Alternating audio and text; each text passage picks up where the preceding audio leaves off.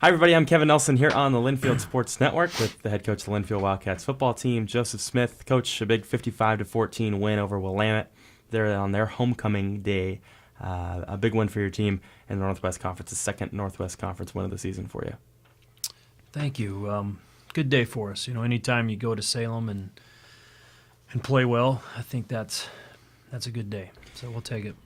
Let's start with just some by-the-numbers stuff. A season-high 331 rushing yards. You averaged 8.7 yards per carry. That's the second most by any Linfield team in a single game in program history. Chidabem Noli rushed for the sixth most yards in a single game with 197. The list goes on and on about your rushing attack. Is Noli your go-to guy in the backfield now? And just talk about that running game last Saturday.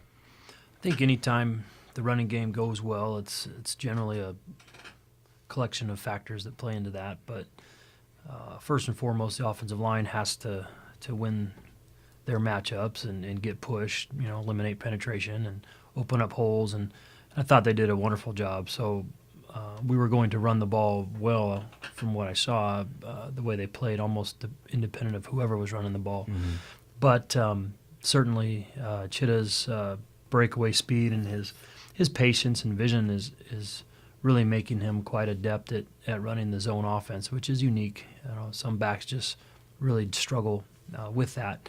I think he and Dawson both do that well, which is why they've risen to the front of the group, and they're both very good. I think with Blake coming back and being healthy gives us a third guy there that has enough patience to find those holes and enough burst to get through them. Noli finished today with 3 touchdowns to lead the Wildcats. Your defense continues to stretch in the Northwest Conference of just dominating teams. You saw Jason Farlow go out there. He not only got Northwest Conference honors again, but national honors again in the D3.com Team of the Week. Will Warren gets recognized for Special Teams Player of the Week, but really your defense just goes out there, 245 total yards allowed. Another really big day for them. They did.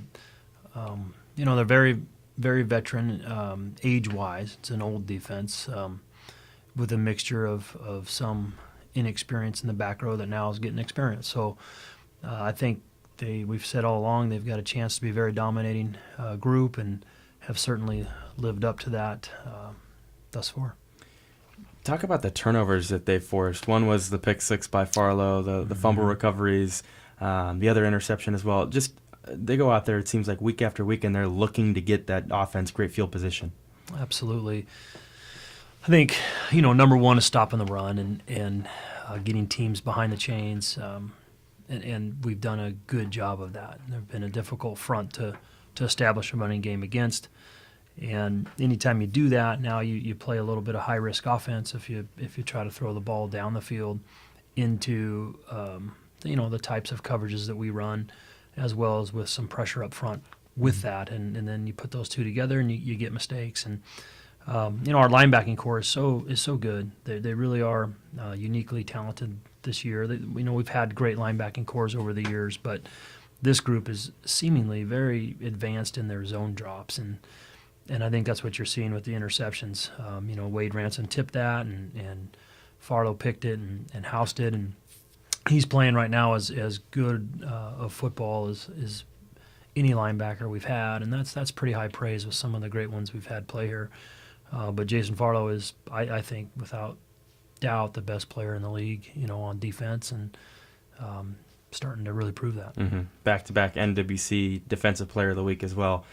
Talk about somebody that maybe didn't stand out in the box score, which a lot of guys did, but stood out to you. We saw a lot of young guys get in there, a lot of young guys. You were running your normal offense, not just trying to kill the clock, but giving those guys ample opportunity to move the ball down the field on offense. I thought Keegan Weiss had a very strong game.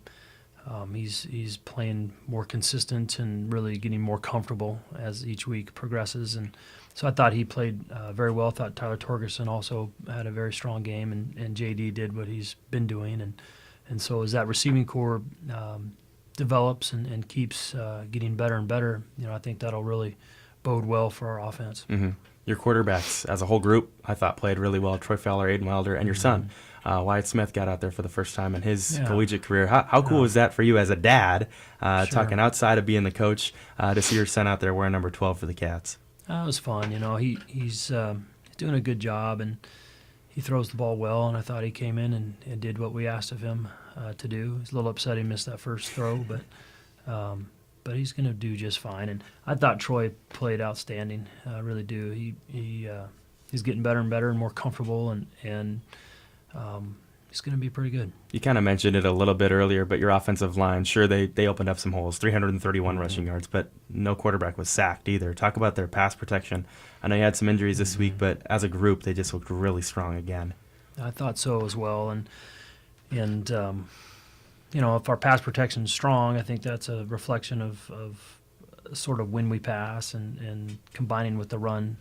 It's easy to pass protect when your running game's strong because the D-line's not just pinning their ears back playing pass. I think that's when you really get in great trouble on offense, is when everybody knows you're passing. Mm-hmm. Then it is harder to protect. But we did a nice job of changing things up and had good balance. And when you do that, it's easier to move the ball. You started to see the tight ends incorporated a little bit more. Kalo and Akamas, he's kind of that hybrid receiver tight end, but you saw them get a little bit more involved. Both of them, I think, had a catch over the middle of the field.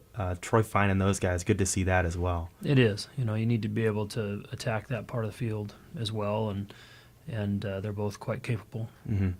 Finally, let's talk about this week. Lewis and Clark, a team that struggled against you guys for nearly 40 years. This win streak goes on them. You're going to Lewis and Clark, back-to-back weeks on the road in the Northwest Conference. What does that mean in itself? I mean, forget who you're playing, but taking to the road, 2 conference games, 2 games you really need to win. Absolutely. I'm not sure which game we don't need to win, mm-hmm. but yeah, I like traveling. Our team likes traveling, as strange as that sounds. It's nicer being at home, of course, but you get to. It just seems like it's a little more I don't know what the word I'm looking for. More of a hurdle, more of an obstacle, sure. etc. And so I like that. We'll have to take our dividers and chairs and set up a camp and find a place to dress and all the hassles that comes with. But we'll do that and looking forward to it. Awesome. Coach, thanks for the time. Coach Smith, I'm Kevin Nelson on the Linfield Sports Network.